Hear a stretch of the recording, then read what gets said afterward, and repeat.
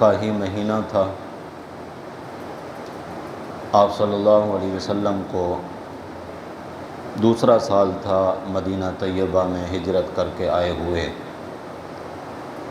آپ کو اطلاع ملی کہ مشرکین مکہ کا تجارتی قافلہ ملک شام سے واپس مکہ کی جانب آ رہا ہے۔ راستہ چونکہ مدینہ منورہ کے قریب سے پڑتا تھا، آپ صلی اللہ علیہ وسلم نے صحابہ کرام سے مشورہ فرمایا کہ اگر اس قافلے کا راستہ روکا جائے تو ہو سکتا ہے مسلمانوں کو فائدہ پہنچے،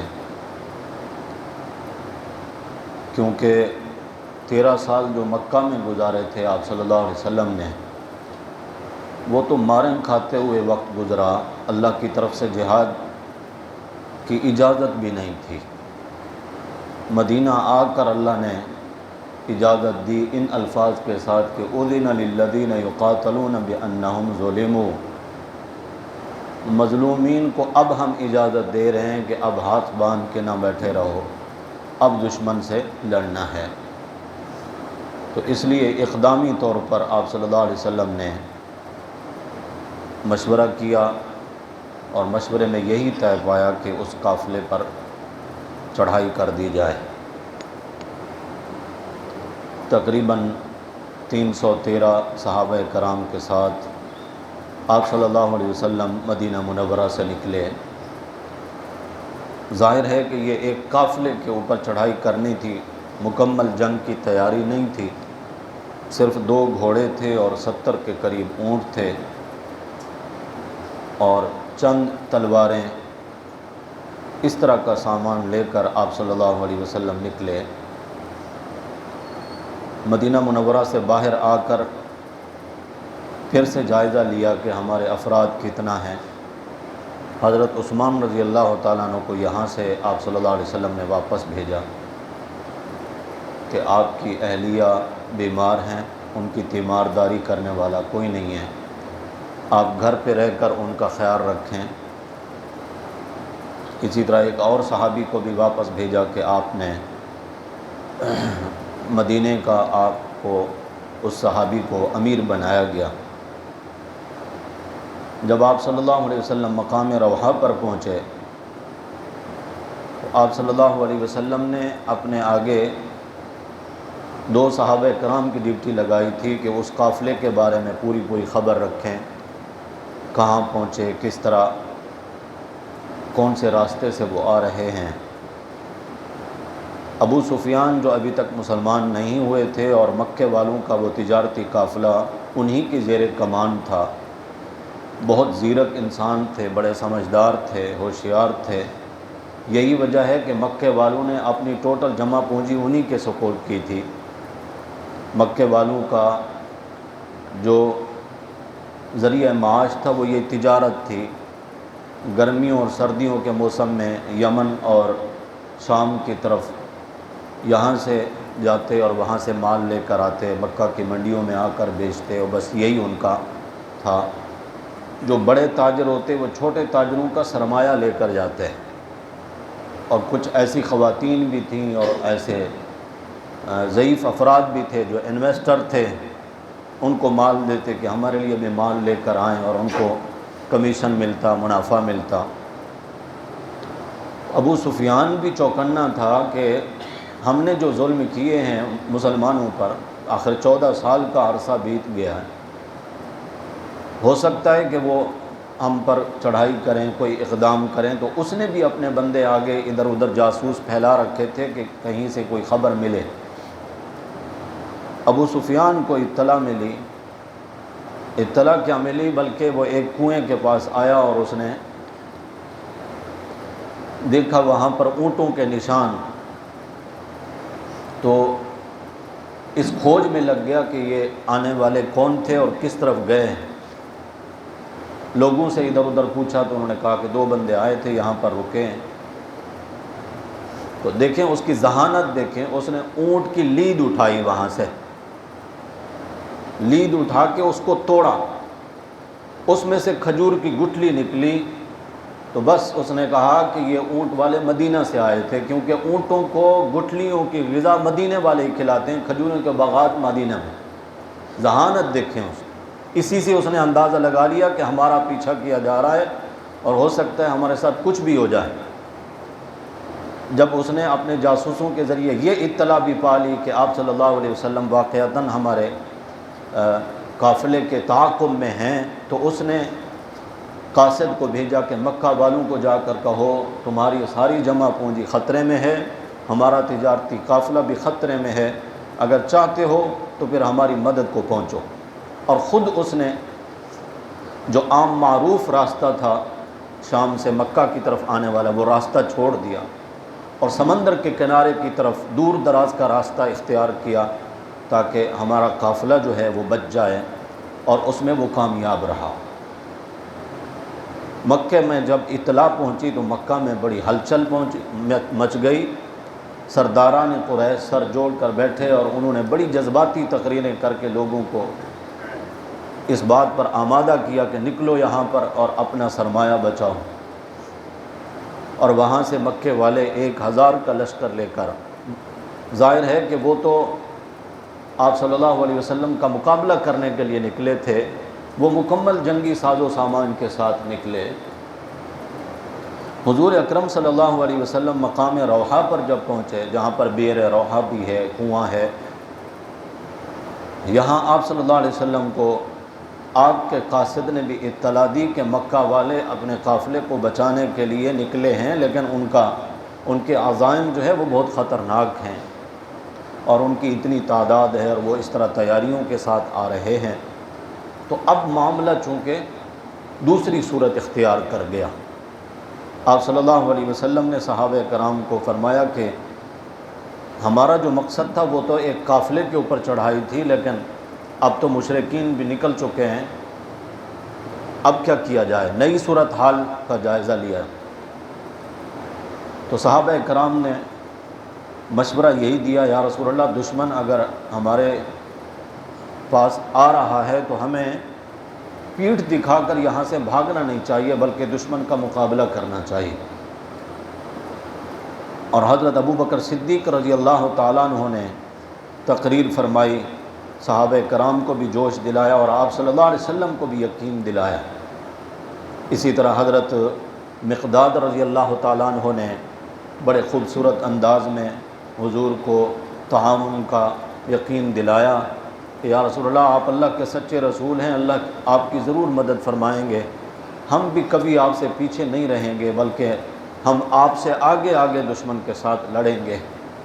حضرت سعد رضی اللہ تعالیٰ عنہ کھڑے ہوئے اور انہوں نے تقریر کی، یا رسول اللہ صلی اللہ علیہ وسلم، آپ کا جہاں اشارہ ہوگا وہاں ہمارا خون گرے گا، آپ کا حکم ہوگا تو ہم سمندر میں بھی کود جائیں گے، آگ میں بھی کود جانے کا اگر ہمیں حکم ہوا تو ہم آگ میں بھی چھلانگ لگا دیں گے۔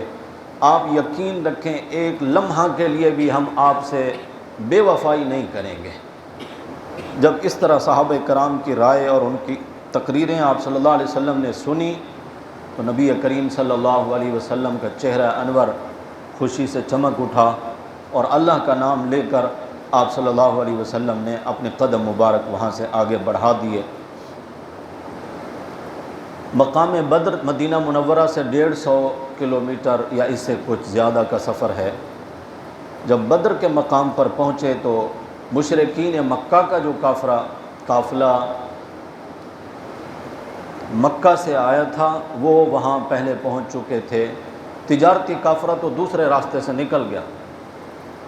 اب یہاں اللہ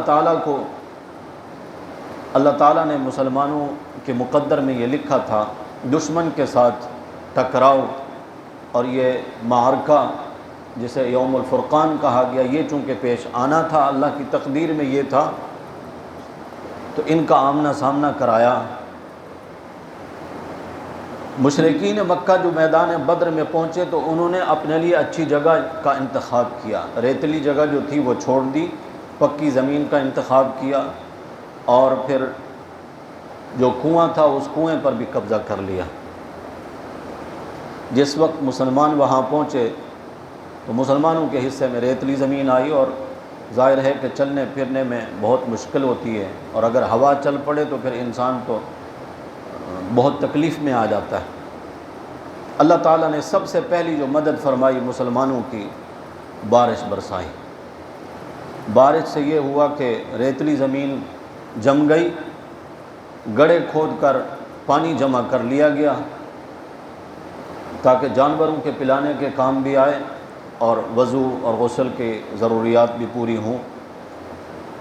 لیکن مشرکین کے لیے مشکل ہو گئی کہ پکی زمین جو ہے وہاں پر تو پھسلن ہو گئی، وہ مشکل میں آ گئے، مسلمان سکون میں آ گئے۔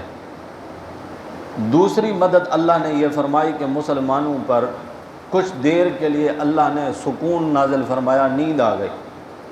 نیند کے بعد جب بیدار ہوئے تو بالکل فریش، ذہنی طور پر مطمئن اور اللہ کی رحمتوں کی امید رکھتے ہوئے کہ کیا ہوا، اگر ہم یہاں پر آ ہی گئے ہیں تو پھر دیکھتے ہیں اب اللہ ہماری مدد کریں گے۔ یہاں آ کر دونوں فریقوں کا آپس میں اس فکر میں لگ گئے کہ دشمن کی تعداد کتنی ہے۔ مسلمان بھی اسی کھوج میں اور کافر بھی اسی کھوج میں۔ مسلمانوں کے ہاتھ دو غلام لگے ان کے مشرکین کے، ان کو پکڑ کے لے آئے صحابہ کرام، پوچھنے لگے کہ بھئی تمہاری تعداد کتنا ہے؟ تو انہوں نے کہا ہمیں مکمل تعداد نہیں پتہ، ہمارا کام ہے جانوروں کو پانی پلانا، ہم تو مزدور آدمی ہیں، تعداد تو ہم نے نہیں گنی، اور نہ ہی ان کی کسی خاص میٹنگ کا ہم حصہ تھے۔ تو صحابہ نے ان کو مارنا شروع کر دیا کہ نہیں بتاؤ تم کتنے ہو۔ آپ صلی اللہ علیہ وسلم نماز پڑھ رہے تھے، نماز سے فارغ ہوئے تو صحابہ کو فرمایا کہ ان کو میرے پاس لے آؤں، میں تمہیں پوچھ کے بتاتا ہوں۔ جب صحابہ لائے تو آپ صلی اللہ علیہ وسلم نے اپنے مبارک مزاج کے حساب سے ان سے بات کی، اخلاق سے اور مہربانی سے، کہ کہاں کے رہنے والے ہو، کس کی اولاد ہو، کیا کرتے ہو، یہاں کس مقصد کے لیے آئے۔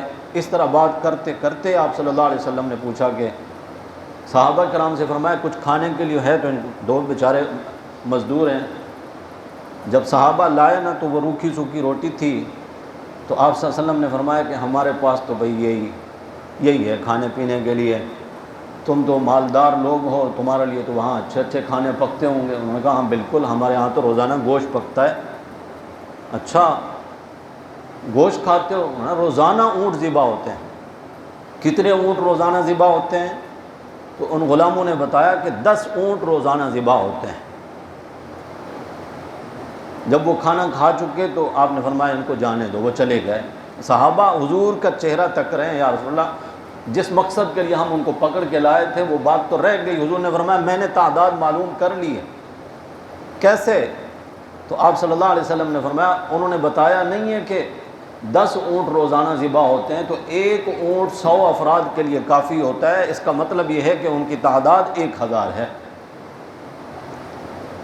اللہ تعالیٰ جو قرآن مقدس میں حضور اکرم صلی اللہ علیہ وسلم کی صفات بیان فرماتے ہیں، یعلمہم الکتاب والحکمہ، حکمت اور دانائی، جس طرح پیغمبر صلی اللہ علیہ وسلم کو اعلیٰ اور عرفہ شان اور عظمت ملی ہے، حسن ملا ہے، مقام ملا ہے، مرتبہ ملا ہے، اور جو کچھ میرے نبی کو ملا ایسا کسی اور کو نہیں ملا، تو ذہانت اور دانائی بھی جو میرے نبی کے حصے میں آئی ہے وہ کسی اور کے حصے میں نہیں آئی۔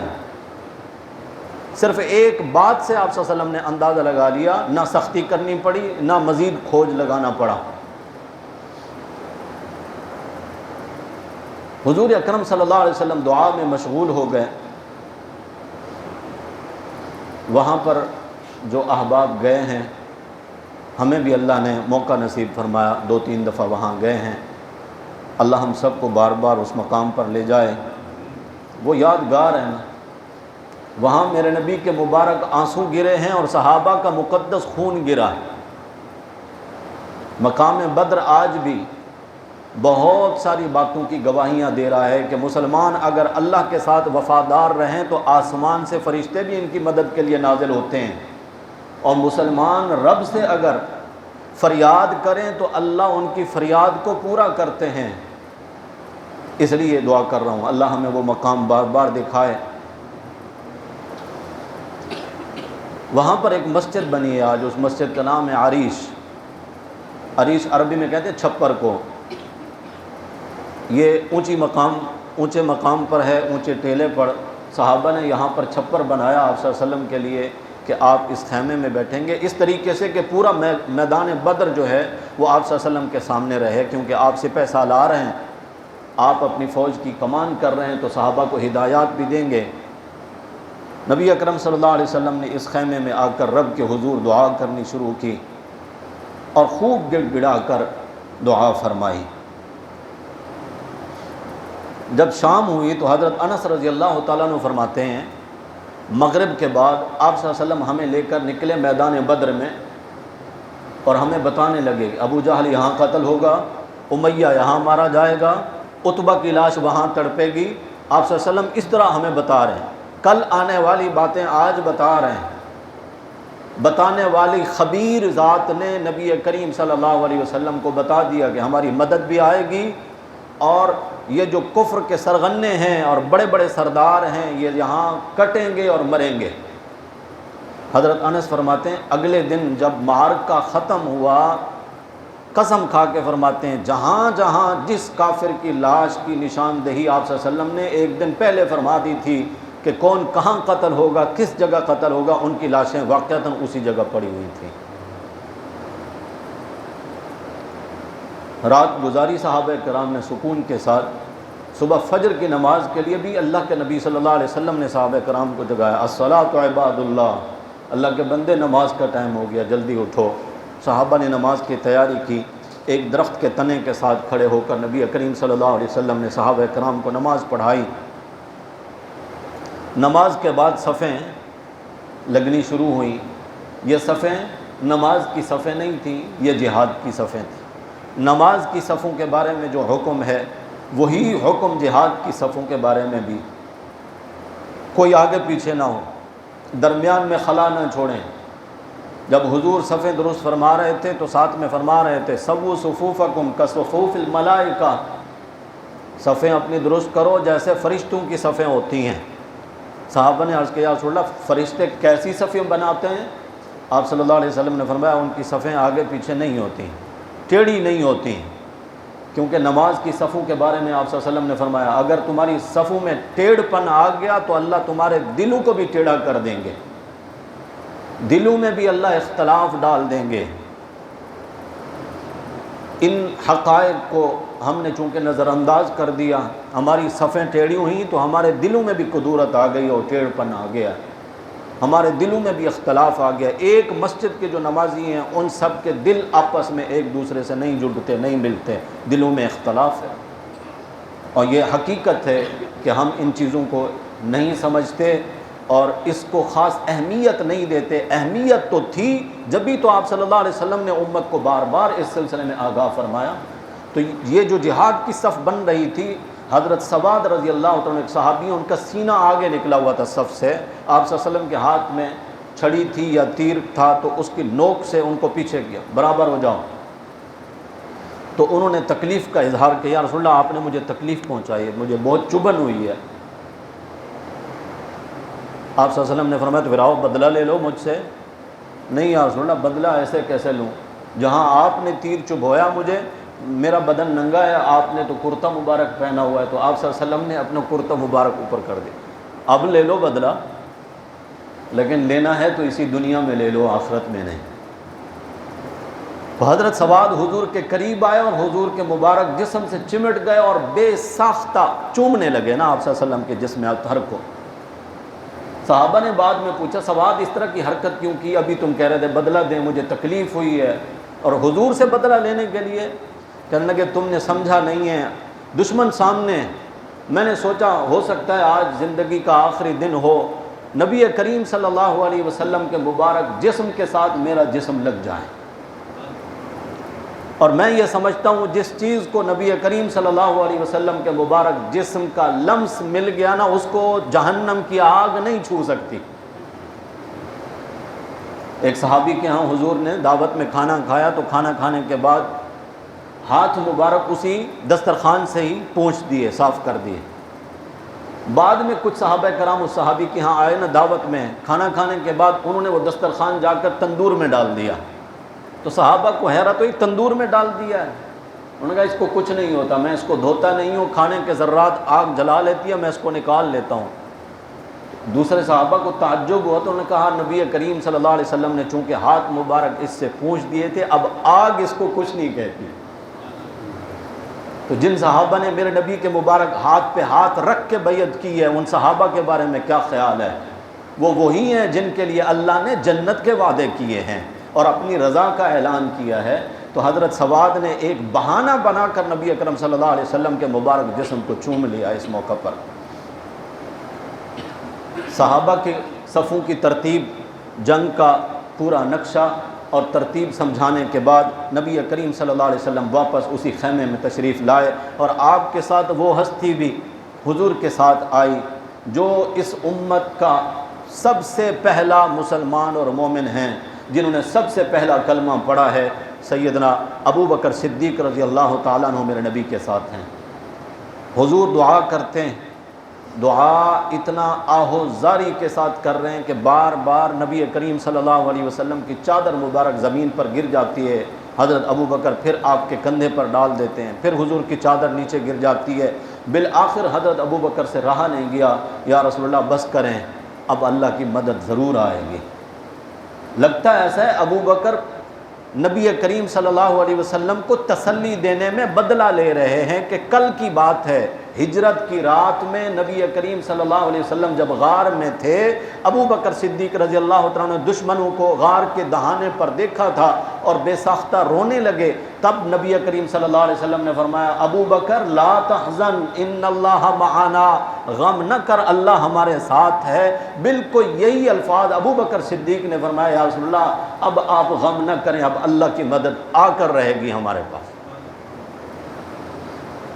حضور اکرم صلی اللہ علیہ وسلم نے فوراً فرمایا ابو بکر ابشر یا ابا بکر، خوشخبری ہو، یہ جبریل آئے، ان کے ساتھ میکائیل بھی ہیں، اسرافیل بھی ہیں، اللہ کی مدد آ گئی ہمارے پاس۔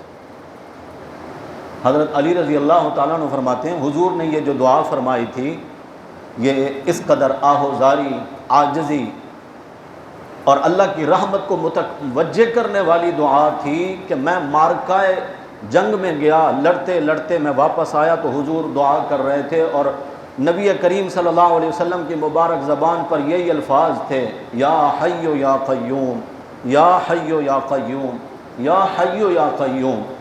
حضرت علی فرماتے ہیں میں پھر گیا، پھر لڑتا رہا، پھر حضور کی خیریت دیکھنے کے لیے واپس آیا، میں نے اللہ کے نبی صلی اللہ علیہ وسلم کو اسی حال میں انہی الفاظ کے ساتھ دعا کرتے دیکھا۔ حضور مانگے جا رہے ہیں، کس سے مانگ رہے ہیں؟ اس ذات سے مانگ رہے ہیں جس سے ہر ایک مانگتا ہے، وہی ایک ہی ہے جو غنی ہے، ساری کائنات اس کے در کے فقیر ہے۔ اللہ قرآن میں اسی سورہ انفال کے پہلے رکوع میں فرماتے ہیں اذ تستغیثون ربکم فاستجاب لکم انی ممدکم بألف من الملائکہ۔ ذرا وہ وقت یاد کرو جب تم استغاثہ کر رہے تھے اپنے رب کے سامنے۔ اب تو خیر اتنا اردو والے بھی اردو نہیں سمجھتے نا جتنا انگلش کے الفاظ۔ استغاثہ کسے کہتے ہیں؟ فلاں شخص نے عدالت میں استغاثہ دائر کیا، یہ جملے ہیں نا۔ کیا ہے استغاثہ؟ فریاد، عدالت میں اپنی فریاد، ہم تو بولیں کیس دائر کیا نا، فریاد استغاثہ دائر کیا ہے، فریاد ڈالی ہے۔ وہی فریاد اللہ بیان فرما رہے اذ تستغیثون ربکم۔ اب یہ فریاد کرنے والے صحابہ نہیں ہیں، امام الانبیاء صلی اللہ علیہ وسلم فریاد کرنے والے ہیں، اور دینے والا رب کہتا ہے فاستجاب لکم، اور میں نے تمہاری فریاد کو قبول کیا، تمہاری مدد کی، اور انی ممدکم بألف من الملائکہ، میں نے مدد کی 1000 فرشتوں کے ذریعے تمہاری۔ اس آیت مبارکہ کے اسی ایک جملے سے کیا سمجھے ہو؟ فریادیں سننے والا کون ہے؟ پھر فریادوں کو قبول کرنے والا کون ہے؟ پھر جو کہہ رہا ہے ممدوں کو مدد کرنے والا کون ہے؟ غوث، اسی لفظ تستغیثون سے نکلا ہے، استغاثہ سے نکلا ہے۔ غوث، پاکستانی قوم غوث اعظم کس کو کہتی ہے؟ جی بھائی، جی بھائی، آپ کے علم میں ہوگا یا صرف مولویوں کے علم میں ہے؟ ہم تو کھوج لگاتے ہیں کیونکہ قرآنی الفاظ ہیں، اللہ نے جو ہماری رہنمائی کی اور نبی کریم صلی اللہ علیہ وسلم نے ہمارے جو عقائد اور اعمال بنائے ہیں، ہم نے تو اس کا کھوج لگانا ہے، اسی کا ترجمہ کر کے آگے امت کو بتانا ہے کہ یہ استغاثہ سے نکلا ہے لفظ غوث۔ اور یہ غوث کون ہے جس کے سامنے فریاد کی جائے؟ اللہ کی ذات۔ اللہ کے کسی مقبول بزرگ ولی کو اگر غوث سے، صرف غوث نہیں، غوث اعظم، سب سے بڑا فریادیں سننے والا کون ہے؟ سب سے بڑا فریادیں سننے والا اللہ کا نام ذرا اونچی آواز سے، سب سے بڑا فریادیں سننے والا کون ہے؟ شیخ عبد القادر جیلانی رحمت اللہ علیہ، وہ اللہ کے نیک بندے ہیں، بزرگ ہیں، ولی ہیں، اللہ کے دوست ہیں، مگر غوث نہیں ہیں، فریادیں سننے والے نہیں ہیں۔ فریادیں سننے والی اللہ کی ذات ہے، پھر ان فریادوں کو قبول کرنے والی بھی اللہ کی ذات ہے، پھر مدد کرنے والی بھی اللہ کی ذات ہے۔ اسی صورت کے پہلے رکوع میں فرمایا من نصر الا من عند اللہ، کوئی نہیں ہے مدد کرنے والا اللہ کے سوا۔ یہ چیلنج ہے رب کی طرف سے۔ یہاں آ کر قوم کو دھوکہ دینے والے دھوکہ دیتے ہیں، وہ کہتے ہیں تم کہتے ہو کہ یار یہ بوری اٹھانے میں میری مدد کرو، موٹر سائیکل پہ رکھوا دو، تم نہیں مانگتے ہو مدد۔ دھوکہ دینے والے اس طرح دھوکہ دیتے ہیں، اور ہوتے پڑھے لکھے جاہل ہیں، علماء کے روپ میں۔ یہ شیطان کا بڑا ہتھیار ہے۔ وہ کہتے ہیں تم بھی تو مدد مانگتے ہو، اگر اللہ کے ماں سوا کسی اور سے مدد مانگنا ناجائز ہے، تم نہیں کہتے ہو کہ یار مجھے پانی کا گلاس لا دو، تو یہ بھی تو مدد مانگنا ہے۔ یاد رکھیے، ایک ہے تعاون، ایک ہے استعانت۔ استعانت ہے مدد مانگنا، ایک ہے تعاون کہ تو یہ بوری اٹھوا کر یہاں رکھوا دے، آج مجھے ضرورت ہے، کل کو تجھے بھی ضرورت پڑ سکتی ہے، تو میں تیرے ساتھ تعاون کروں گا، تو میرے ساتھ تعاون کر۔ کیا اللہ سے بھی ہم اسی طرح کا تعاون چاہتے ہیں کہ یا اللہ آج مجھے ضرورت پڑی ہے تو میری مدد کر، پھر جب تجھے ضرورت پڑے گی تو میں تیری مدد کروں گا؟ نہیں، اللہ اکیلا ہی ہے مدد کرنے والا۔ حضرت عبداللہ بن عباس رضی اللہ تعالیٰ عنہ حضور کے ساتھ سواری پر بیٹھے ہیں، آپ صلی اللہ علیہ وسلم پوچھتے ہیں عبداللہ، جی یا رسول اللہ، حضور خاموش ہو گئے تھے، عبداللہ جی یا رسول اللہ میں حاضر، پھر حضور خاموش ہو گیا، پھر آپ نے آواز لگائی عبداللہ جی یا رسول اللہ میں سن رہا ہوں، اور میں خاص نصیحتیں کرنے لگا ہوں، توجہ سے سنیے گا۔ وہ جو نصیحتیں حضور نے فرمائیں وہ دو باتیں ان میں سے جو میرے موضوع سے متعلق ہیں، جو بات آ گئی ہے قرآن کی آیت کے حوالے سے، وہ سنانے کے لیے۔ اذا سألت، جب بھی تو نے مانگنا ہو، سوال کرنا ہو، فاسأل اللہ، کس سے سوال کرنا؟ اذا استعنت، اور جب کبھی تجھے مدد کی ضرورت ہو تو فاستعن باللہ، اللہ اکیلے سے مدد مانگنا، کیونکہ مدد کرنے والا وہی اکیلا اللہ ہے، اللہ کے سوا کوئی نہیں ہے۔ حضرت عطاء اللہ شاہ بخاری رحمۃ اللہ علیہ ہمارے ملتان کے بہت بڑے بزرگ گزرے ہیں، انگریز دور میں نبی کریم صلی اللہ علیہ وسلم کی ختم نبوت کے لیے بڑا کام کیا ہے۔ وہ فرماتے تھے میں جب حضور کا سراپا حسن دیکھتا ہوں اور آپ کے کمال دیکھتا ہوں اور آپ کو اللہ نے جو خاص عنایات فرمائی ہیں جب ان کو دیکھتا ہوں، میں کہتا ہوں عطاء اللہ جھک جا ان کے قدموں میں۔ پھر جب میں اس ہستی کو میدان بدر میں رب کے سامنے روتے ہوئے دیکھتا ہوں تو پھر کہتا ہوں عطاء اللہ نہیں نہیں، تو اس کے سامنے جھک جن کے سامنے اتنی عظیم ہستی بھی جھکی ہوئی ہے۔ نبی کریم صلی اللہ علیہ وسلم اللہ کے بعد رتبہ، مقام، رفعت اور بلندی کسی نبی کی نہیں ہے جتنی میرے نبی صلی اللہ علیہ وسلم کو رب نے عطا فرمائی ہے۔ اتنا عظیم رسول بھی اللہ کی مدد کا محتاج ہے، تو پھر کون ایسا امتی ہے جو کہے کہ مجھے اللہ کی مدد کی ضرورت نہیں ہے، میں کسی اور سے مانگ لوں گا؟ میرے بھائیو، اللہ کے سوا کوئی بھی کسی کا مددگار نہیں ہے۔ یہی وجہ ہے کہ اللہ نے نماز کی ہر رکعت میں ہم سے یہ عہد لیا ہے، کہہ ایاک نعبد و ایاک نستعین، اللہ ہم صرف تیری ہی عبادت کرتے ہیں، یعنی تجھ ہی سے مدد مانگتے ہیں۔ اللہ ہم سب کو صحیح سمجھ اور فہم نصیب فرمائے۔ آپ صلی اللہ علیہ وسلم کی دعاؤں کا نتیجہ تھا، فرشتے آسمان سے نازل ہوئے۔ ایک صحابی کہتے ہیں میں نے اپنے برابر میں ایسی آواز سنی جس طرح کوئی گھوڑے کو ایڑ لگاتا ہے نا، آواز بھگانے کے لیے جانور کو آواز لگاتا ہے، ایک طریقہ ہے مخصوص۔ وہ آواز سنی لیکن مجھے نظر کوئی بھی نہیں آیا۔ اپنے آگے میں نے دیکھا کہ ایک کافر کو اس کی گردن، سر اس کا کٹ کے ادھر جا کے گرا، جبکہ مارنے والا بھی مجھے کوئی نظر نہیں آیا۔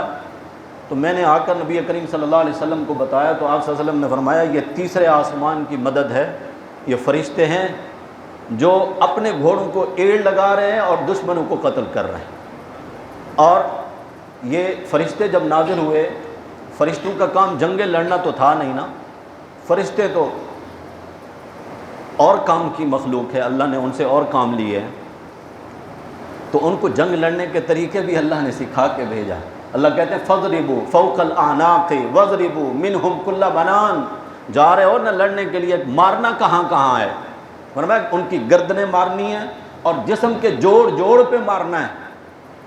فرشتوں کو اللہ لڑنے کے طریقے سکھا کے اللہ نے بھیجا فرشتوں کو، اور جن جن کافروں کو فرشتوں نے مارا ان کے زخموں کے نشان الگ تھے۔ جس طرح آگ سے کسی کو داغ دیا جاتا ہے، وہ نشان والے جو کافر تھے پڑے ہوئے تھے، ان کے بارے میں نبی اکرم صلی اللہ علیہ وسلم نے بتایا کہ ان کو فرشتوں نے قتل کیا۔ حضرت عکاشہ رضی اللہ تعالیٰ عنہ حضور کی خدمت میں آئے، رسول اللہ لڑتے لڑتے میری تلوار ٹوٹ گئی ہے۔ آپ صلی اللہ علیہ وسلم نے لکڑی کی ایک چھڑی دے دی، فرمایا تو جا اس کے ساتھ لڑ۔ حضرت عکاشہ فرماتے ہیں اللہ نے اس لکڑی کو تلوار بنا دیا، میں جس کافر کو مارتا تھا وہ وہیں کٹ جاتا تھا۔ تعجب تو نہیں ہونا چاہیے نا، اللہ قادر ہے یا نہیں؟ جو اللہ لوہے کی تلوار سے کام لے سکتا ہے وہ لکڑی سے کیوں نہیں لے سکتا؟ اللہ نے لکڑی کو تلوار بنایا۔ ظاہر مسلمانوں کے پاس تو اسلحہ تھا نہیں نا، کافر تو مکمل اسلحہ کے ساتھ آئے تھے۔ حضور اکرم صلی اللہ علیہ وسلم کے پاس اوس بن حارث رضی اللہ تعالیٰ عنہ ایک صحابی ہیں، وہ آئے، یا رسول اللہ اللہ کو کون سی بات پسند ہے جس سے اللہ خوش ہو کر ہنسنے لگے؟ آپ صلی اللہ علیہ وسلم نے فرمایا تیرے جسم پر زرہ نہ ہو، بے لباس ہو کر، یعنی لوہے کا جو جنگی لباس ہے وہ اتار کے تلوار لے کر تو دشمن کی صفوں میں کود پڑے، اور تیرے ہاتھ دشمن کے خون میں رنگین ہو جائیں، اس بات پر اللہ خوش ہوتے ہیں اور اللہ ہنسنے لگتے ہیں۔ تو انہوں نے فوراً اپنی وہ زرہ اتاری، حضور کے قدموں میں ڈال دیا، رسول اللہ کسی اور صحابی کو دے دیجیے گا، میں جا رہا ہوں اللہ کو ہنسانے کے لیے۔ صحابہ کے ایمان پر اللہ کے سلام ہوں، یہ معمولی باتیں نہیں ہیں، سامنے موت ہے، موت، لیکن ان کو پتہ تھا بچ گئے تو غازی ہیں، کٹ گئے تو شہید ہیں، دونوں صورتوں میں سودا سستا تو نہیں ہے ہمارا، گئے دشمن سے لڑتے ہوئے شہید ہو گئے۔ حضور اکرم صلی اللہ علیہ وسلم نے جنگ کی ابتدا میں ایک مٹھی ریت لی اور دشمن کی طرف یوں پھینکی۔ ایک مٹھی ریت سمجھنے والا تو یوں سمجھے کہ بھائی یہ کیا کرتی ہے، سامنے 1000 کا لشکر ہے، لیکن اللہ نے ہر کافر کی آنکھ تک وہ ریت پہنچائی، اور اللہ نے فرما دیا ما رمیتا اذ رمیتا ولکن اللہ رما۔ یہ دوسرا رکوع ہے سورہ انفال کا، یہ ریت آپ نے نہیں ڈالی، یہ اللہ نے ڈالی ہے، ہاتھ رسول اللہ کا ہے، اللہ کہتے ہیں میں نے ڈالی ہے۔ معلوم ہوتا ہے کہ نبی کے ہاتھ پر جو معجزہ ظاہر ہوتا ہے اس کا فاعل اللہ ہوتا ہے، اللہ چاہتے ہیں تو وہ اشارہ میرے نبی کا تھا، چاند کو 2 ٹکڑے اللہ نے کیا، بات سمجھ رہے ہیں؟ لعاب میرے نبی کا تھا، کنویں کو میٹھا اللہ نے کیا۔ ہاتھ میرے نبی نے بکری کی پیٹھ پر پھیرا، اس کے تھنوں سے دودھ کی نہریں اللہ نے جاری فرمائیں۔ یہ ہے ما رمیت اذ رمیت ولکن اللہ رما، اللہ نے کافروں کو اندھا کیا۔ حضرت عبد الرحمن ابن عوف رضی اللہ عنہ فرماتے ہیں میں کھڑا ہوا تھا، میرے برابر دو لڑکے آ کے کھڑے ہو گئے، میں دل ہی دل میں سوچ رہا ہوں میں اکیلا رہ گیا ہوں، بچوں کے بیچ میں گھر گیا ہوں، دشمن سے اگر مقابلہ ہو جائے تو میری ہیلپ کرنے والا، مدد کرنے والا بھی کوئی نہیں ہوگا اس موقع پر، کم از کم ہم دو تین ایک ساتھ اگر پہلوان قسم کے لوگ کھڑے ہوتے تو ایک ڈھارس ہوتی ہے، بندے کو تسلی ہوتی ہے۔ اتنے میں ایک لڑکا جو ہے وہ کہنے لگا چاچا ابو جہل کون سا ہے؟ ابو جہل اپنی صفیں درست کرا رہا ہے، اپنی فوج کی، گھوڑے پر سوار ہے اور اپنے جو اس کے کافر تھے فوجی ان کی صفیں درست کرا رہا ہے۔ اتنے میں دوسرے بچے نے بھی کہا ابو جہل کون ہے؟ میں نے کہا کیوں، تم نے کیا کرنا ہے ابو جہل کا؟ نہیں بس ایسے بتائیں تو صحیح، ابو جہل ہے کون سا؟ حضرت عبد الرحمن کہتے ہیں جب ابو جہل میرے سامنے آیا تو میں نے ہاتھ سے اشارہ کیا کہ یہ جا رہا ہے نا گھوڑے پہ، یہ ابو جہل ہے۔ فرماتے ہیں ابھی میرا ہاتھ نیچے نہیں آیا تھا، جس طرح عقاب اور شاہین اپنے شکار پر جھپٹتا ہے، یہ دونوں بچے، یہ دونوں بھائی تھے حضرت معاوض اور معاذ، یہ دونوں ایسے جھپٹے اور پہلے ہی وار میں ابو جہل کو زمین پر گرا دیا۔ معاوض یہ صحابی تو یہ نوعمر لڑکے تھے، یہ بیچارے شہید ہو گئے، اور جو دوسرے ان کے بھائی تھے حضرت معاذ، ان کو ابو جہل کے بیٹے نے تلوار ماری کہ میرے باپ پر انہوں نے حملہ کیا ہے، ان کا ایک ہاتھ کٹ گیا، لیکن وہ کٹ کے گرا نہیں، اس کا تسمہ جو ہے وہ جڑا رہ گیا۔ اب یہ ہے تو ناکارہ ہاتھ، لیکن کتنا تکلیف ہو